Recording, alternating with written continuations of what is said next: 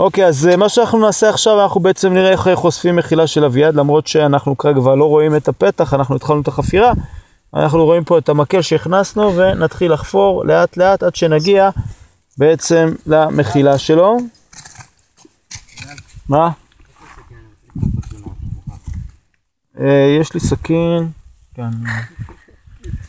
תביא עוד סכין ככה ליופי. תגידו, מה הייתי עושה אם הייתי מביא כל כך הרבה סכינים? צחקתם על כל הסכינים שהבאתי, אבל בסוף אנחנו משתמשים בכל הסכינים. לא צחקנו על הסכינים שהבאת, צחקנו על זה ש... סתם, כאילו יש לך... הבאת 3 סכינים וזה רק פה. איזה סכין? כמו זה מה שיש לך ביד. הם עולות בערך 300 שקל, אבל אתה לא צריך כזאת סכין מקצועי, אתה צריך סכין פחות מקצועי. שכמה היא עולה בערך? נלך על מקצועי. עולות זה כמה... 100-200 שקל באיבי היום, כן. 100-200 שקל באיבי, אתה קונה היום סכינים מאוד סבבה, ולא צריך סכין כזאת טובה ויקרה, כאילו.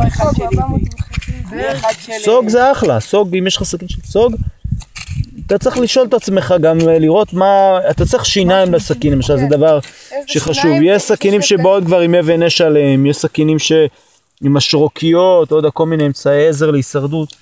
אני רגע איפה זה הולך. אני לא מסתכל על זה. אני לא מבין בזה. מה קורה אם אתה חושף עכשיו עוד מנהרה? עוד מנהרה? כאילו עוד... זה הגיוני? אז יצא לנו חמאס משם. זה יכול להיות, כן, זה יכול להיות. די כבר, למה להם? איזה מגניב זה. צלמו את החבר'ה פה. שיראו אותם ביוטיוב. בסוף לא יהיה פה. הנה, יש עוד ירח. פה ב... דש במחילות עכשיו. יש לך טיפה מפריע לי.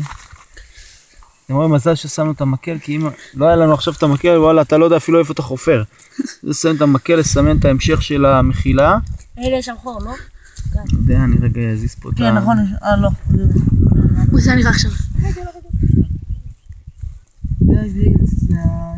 מקווה שנצליח בכלל. מקווה שיש פה. מקווה שיהיה קרב בסוף, כי הרבה פעמים, יכול להיות שהקרב, אתם יודעים, הוא עזב את המחילה, אני יודע, עבר דירה, אם עשו מהשכנים, אני יודע מה.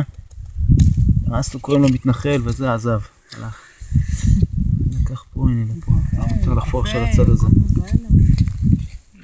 בזהירות, שלא...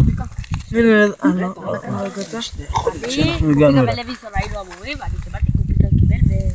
יש פה תזוזות. מה יש? תזוזות, אתה רואה זוזות של האדמה? יכול להיות שזה הקרב פה. איפה? אנחנו נתחיל לפורר את המחילה בזהירות. אתה חושב...